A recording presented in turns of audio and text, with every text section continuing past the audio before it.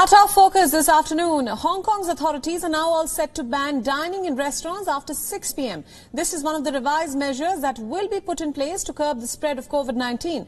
Hong Kong's chief executive, Carrie Lam, has said that the government had received scientific evidence and studied the population movement patterns before deciding to tighten these rules even further. 嗱，第二方面呢，就係嗰啲營業處所。咁如果要控制呢個疫情，避免佢翻去7月高峰或者甚至超越7、8月高峰期咧，我哋同樣嘅社區隔離嘅設施咧，亦都要翻去，起碼喺嗰個情形之下採取嘅。咁而家剩翻落嚟需要進一步限制嘅咧，就係食肆、晚市堂食嚇。我哋冇辦法都係需要禁止食肆咧喺晚上大概6點後咧就唔能夠再安排佢嘅顧客咧係堂食嚇。The government has urged residents to stay at home and limit gatherings to not more than 2 people. Most civil servants have also been asked to work from home. Lam has not provided any details on when the new measures will take effect. Hong Kong has recorded 78 new cases of COVID-19, taking the case count to almost 7,000. The death toll stands at 112. Now, for more details about the situation in Hong Kong, joining us live from Hong Kong is journalist Ryan Ho-Kilpatrick. Thanks for joining us, Ryan. Some new measures are being imposed by the Hong Kong authorities. No dining in restaurants after 6 p.m. Tell us more about the coronavirus situation in the city-state and how are these measures being perceived by the public?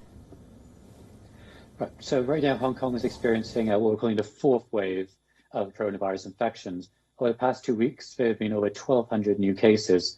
And new measures just introduced to try to curb this 4th wave include complete shutdown of nightlife, bars, nightclubs, shutting karaoke lounges, game centers, mahjong parlors, beauty salons, gyms, and as you mentioned, banning dining at restaurants after 6 p.m. and limiting groups to a maximum of only 2 each.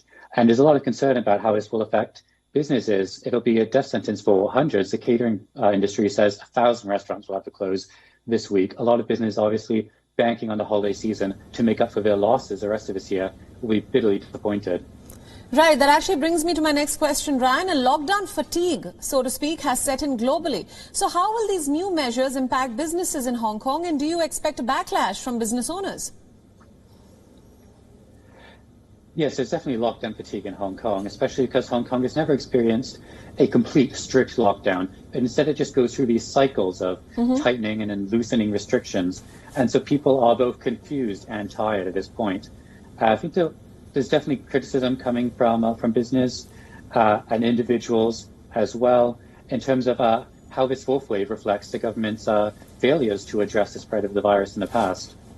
Right. Now, lastly, multiple countries are currently in the process of rolling out a vaccine against COVID-19 after the United Kingdom approved the same, of course. So give us some details about Hong Kong's vaccination plans and if there are any front runners right now as vaccine candidates. Yes, a vaccination isn't expected to take place until spring or summer, so that offers some light at the end of the tunnel. But it'll still be, very bleak, long winter for business and individuals here. And as I was saying earlier, it opens a lot of criticism of the government in terms of how they're doing this in the past and how they let this 4th wave happen, especially at these ballroom dance centers that it's exploded in, where there have been clusters of hundreds of cases. And, why the government wasn't restricting these earlier, but were very strictly restricting public gatherings of, potential protests. Right. All right, Ryan, thank you so much for all your inputs and thank you for joining us on this broadcast.